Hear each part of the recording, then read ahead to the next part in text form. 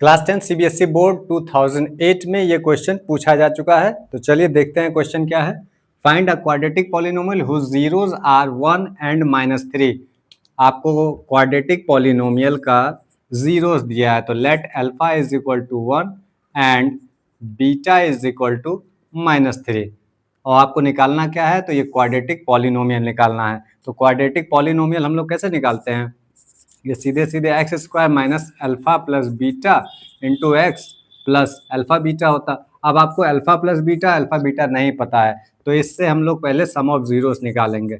Some of zeros यानी alpha plus beta is equal to alpha की value 1 है, beta की वैल्यू आपका दिया है -3 प्लस -3, इसको ऐड करेंगे तो ये आपका -2 आ जाएगा। अब इसी प्रकार product of zeros alpha beta is equal to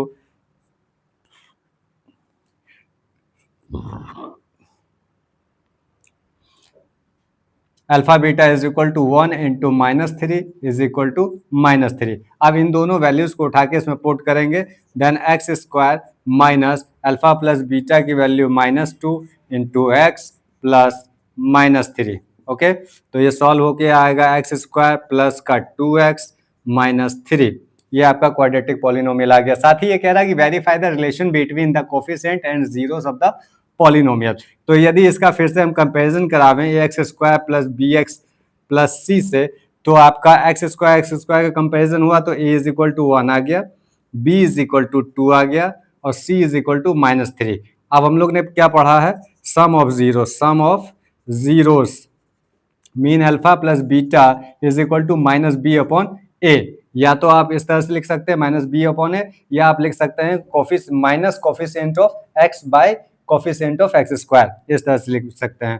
तो अल्फा प्लस बीटा की वैल्यू जो आपने निकाला है वो निकाला है ये -2, तो यहाँ पर रख देंगे -2 और -b अपॉन ए, ये आपका कोफिशिएंट है, ये आपका जीरोस का सम है। ठीक है, तो दोनों को देखना है इक्वल आता है या नहीं आता। b का वैल्यू यदि यहाँ से निकालेंगे तो 2 दिया है, माइनस ऑलरेडी एक लगा हुआ, ये -2 और a की वैल्यू 1 है 1, तो -2 इज इक्वल टू -2, ये वेरीफाई हो जाता है।